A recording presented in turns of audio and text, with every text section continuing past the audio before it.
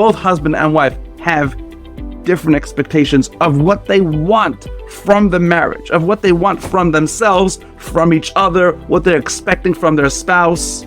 And when you have a situation of a mismatch, what you're going to notice is that the couple will have more than just one area where they're not on the same page. It's not going to just be, oh, we just disagree in how we communicate or in how we raise our kids, or we just disagree about how we communicate in front of our kids, or in finances, or about intimacy. Tonight, we are going to be talking about different types of marriages, but we're going to focus on one exclusively. When I initially planned tonight's live stream, I said I was going to talk about 5 different types of marriages. And as I'm actually sitting down and planning the training curriculum for tonight, I realized, you know what? Let's just talk about one and go deep, and then let's talk about the other ones at other times. So I am going to talk about all 5 in a very basic way, but we're going to go deep on one marriage specifically, and I'm excited to share with you. So even if what I speak about tonight doesn't match your marriage, you are going to gain. So there are 5 types of marriages, and of course this is a generalization. There are really hundreds of types of marriages, but if you have to categorize them, there are 5. One of them is, let's just say, the couple have never ever discussed separation or divorce. There's no serious conversation about it. They're still living together at home. That's 1. Let's call that number 1. Let me know if you're number 1. Number 2 is there is a serious conversation about separation or divorce going on. Number 3, there is already separation. There is a separation in place. Trial separation, in-home separation, out-of-home separation, space, whatever you want to call it, it's separation. You know what I mean? Number 4, there is not only separation, but the woman is not even officially interested in working on the marriage. She's not committed to working on the marriage. So there is separation with she's officially interested in working on the marriage. And whether that's true or not is a separate conversation and training, which we will cover in another evening live stream. But number 4 is she's not even interested in working on the marriage. And then there's number 5. Number 5 is that there's also an affair in the background. The woman either has just had an affair, potentially has an affair, is definitely in an affair, an emotional or even a physical affair with another man. And when that's present, that actually becomes very important, more than if the couple is separated or not. So that's number 5. So number 1 is no separation or divorce conversation. Number 2, there's a serious conversation. Number 3, separated. Number 4, not interested in working on it. Number 5, there's an affair going on. Let me know. I want to get a little bit of a flavor of what our crowd is over here. And we got 4, 3, maybe 4. And if you listen to the recording, please check in as well. Okay, tonight we're going to talk about one specifically. And it is a type 1. But like I said, even for the guys who are more advanced, you can understand it. I'll tell you why. Because even if you're, let's say, like a type 2, 3, 4, 5, and I'll label them one at a time, even if your marriage is worse than a type 1, it is actually very healthy, very beneficial, very helpful for you to look back in time. And I can guarantee you, even if you're type 2, 3, 4, or 5, you've definitely gone through the type 1 stage. Absolutely. So it's important to notice it, understand it. Even if you're past it, it's relevant. You may need some more strategy. You may need some more techniques. You'll probably need some more guidance, some more customized support, but it's still an important thing for you to understand. Are you guys with me? All right. So what is a type 1? A type 1 is what I call a roller coaster of expectation mismatch. In other words, the main problem in the relationship is that the coupleship is on a roller coaster, so to speak. And let's set the stage so we understand what we're talking about. Officially, in a case where there's a roller coaster of expectation mismatch, what's happening is the couple is still officially committed to the marriage. Husband and wife living in the same house, There's no fear, no discussion about divorce or separation. There is officially commitment from both sides. They want to work on it. They're both sincere. The problem is that either the husband or the wife have very, very different expectations. Well, let's just put it simply. Both husband and wife have different expectations of what they want from the marriage, of what they want from themselves, from each other, what they're expecting from their spouse. And when you have a situation of a mismatch, what you're going to notice is that the couple will have more than just one area where they're not on the same page. It's not going to just be, oh, we just disagree in how we communicate or in how we raise our kids, or we just disagree about how we communicate in front of our kids or in finances or about intimacy, or we just have occasional blow-ups or disconnects or shutdowns or disrespect. It's never one thing. It's usually going to be a lot of the things I just said. It's usually going to be a handful or more of problems. And what that tells you is that there was a mismatch on a deeper level. For example, if a couple just had a problem with intimacy, but otherwise their marriage is fine, otherwise their relationship is fine, they're getting along well, they understand each other, they have good communication, they have a good, healthy level of trust, there's no fear lurking in the background, there's no conversation about divorce, but they have a struggle in physical intimacy, right?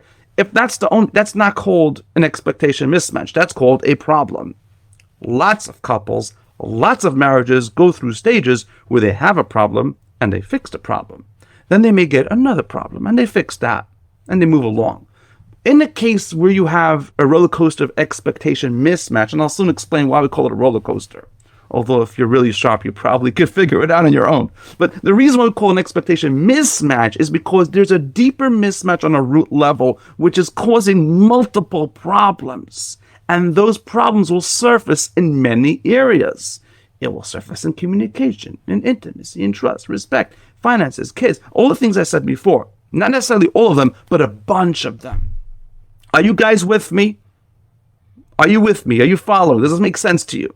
Okay, the reason why this is called a roller coaster is because it feels like a roller coaster. It's up and down.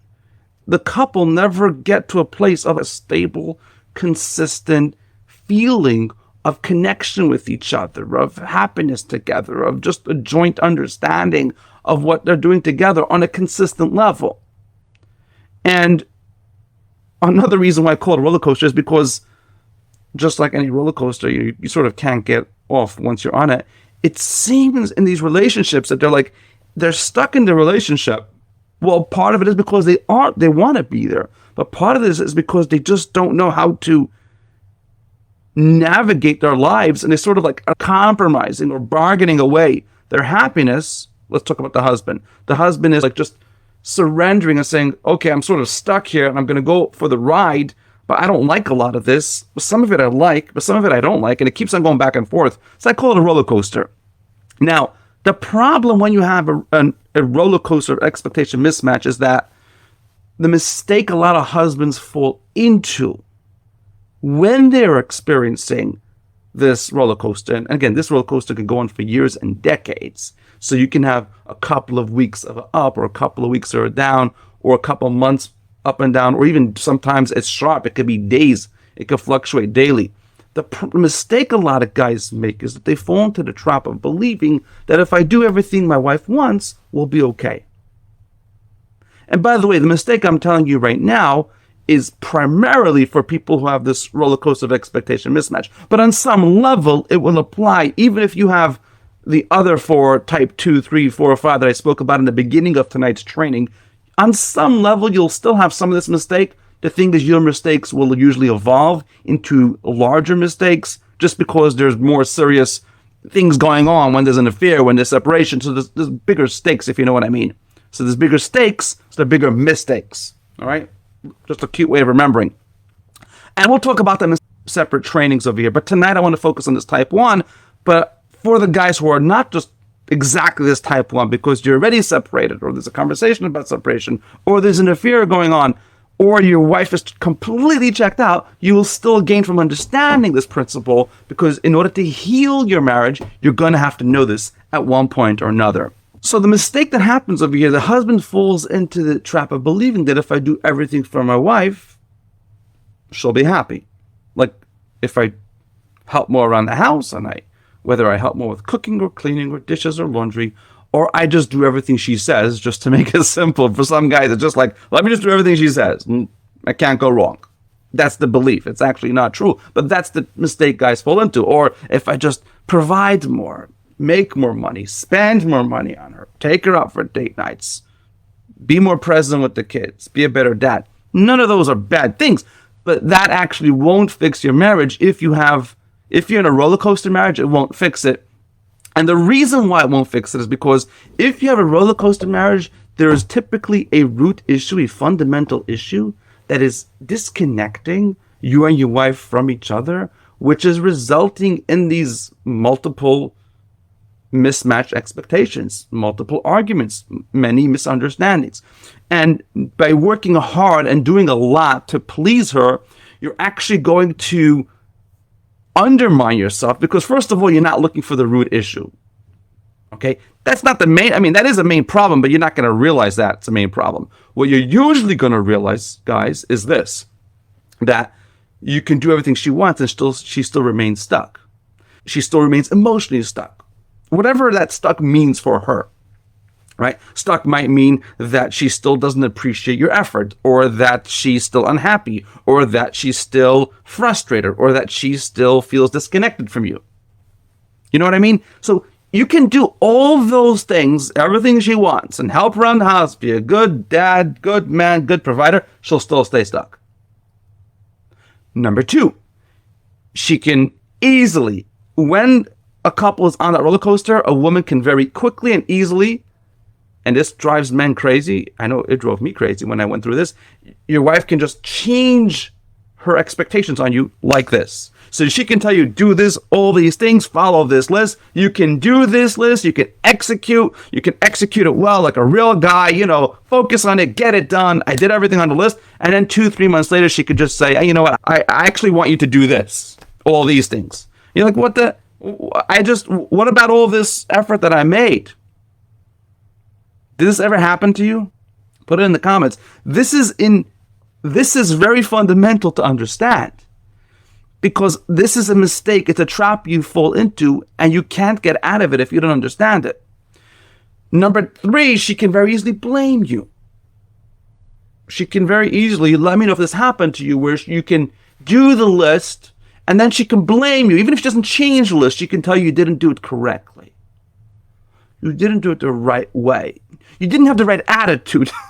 How many times did that happen? There's something about your attitude that just, if you ever heard that from your wife, right?